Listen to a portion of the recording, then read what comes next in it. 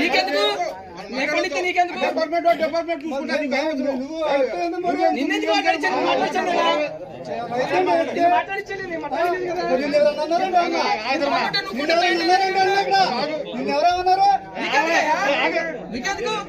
ఏంటి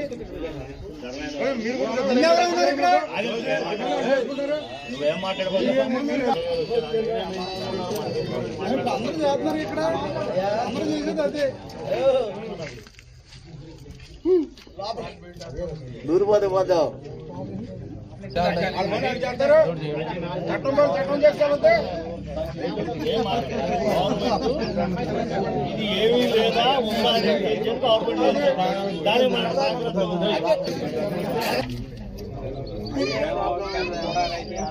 పచ్చడి చేసింది ఎక్కడ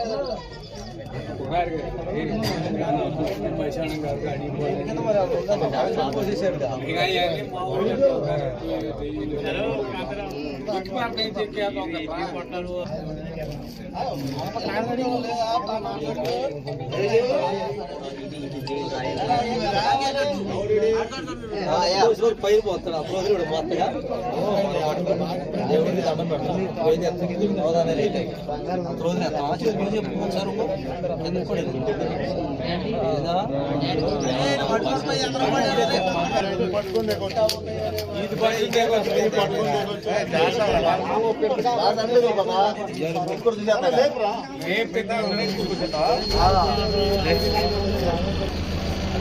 జరిగిందండి అట్లా అలవాటు జరిగింది అని ఫోటో ఫోన్లో పెట్టించాడు సామాటు కదండి మహడం బావే నేనే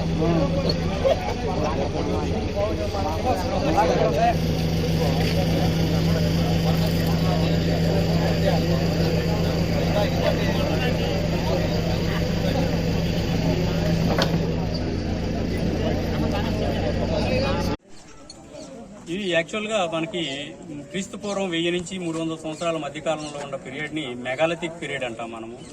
ఇది ఈ పీరియడ్లో మానవుడు చనిపోయిన మానవుడిని డిఫరెంట్ టైప్స్లో వాళ్ళు సమాధి చేసుకుంటారు. కొంతమంది కాల్చి పెడతారు, కొంతమంది యాసిడ్స్గా బాడీని పెట్టుకుంటారు.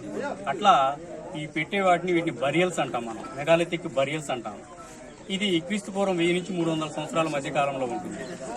ఇలా ఇప్పుడు మనకు బయటపడినటువంటి ఈ స్ట్రక్చరు సిస్ట్ బరియల్కి సంబంధించింది. ఆ బ్లాంక్ సిస్ట్ అంటాం దీన్ని. ఇది నేరోగా ఉండి నేరోగా లోపల ఉంటుంది. దీనిలో మనిషిని పెట్టడం అయితే సాధ్యం కాదు, కానీ మనిషికి సంబంధించిన అవశేషాలు పెడతారు. మనకు దొరికినటువంటి కొండ కూడా ఆ మానవుడు వాడిన కొండను అక్కడ పెట్టేసేసి వాళ్ళు బరియల్ చేశారనమాట. ఇట్లా ఈ పీరియడ్లో చాలా వీళ్ళు బరియల్స్ని చాలా అందంగా చక్కగా పెట్టుకుంటారు. కారణం ఏంటంటే వాళ్ళకి మనిషి మళ్ళా బతికొస్తాడనే విశ్వాసం, లేదా బతికొచ్చి మా మీద పడి చంపు తింటాడనే విశ్వాసం. ఇలా 2 రకాల విశ్వాసాలతో వీళ్ళు మనిషికి కావాల్సినటువంటి అతను వాడిన వస్తువులతో పాటు ఇంకా ఫ్యూచర్లో కావాల్సినటువంటి వస్తువులను కూడా పెట్టి సమాధి చేస్తుంటారు.